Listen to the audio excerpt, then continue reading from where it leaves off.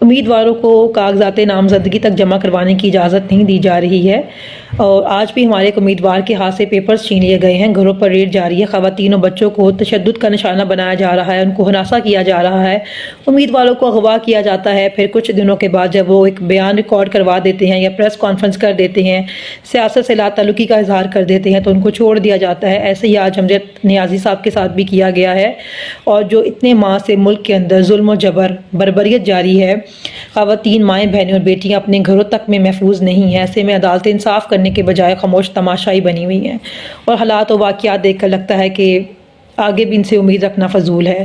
تمام سرکاری اور ریاستی وسائل کو استعمال کر کے، تمام طاقت کو استعمال کر کے صرف ایک بھگوڑے لاڈلے پرو میکس اور اس کی ذہنی مریض بیٹی کو ملک پر مسلط کرنے کی کوشش کی جا رہی ہے۔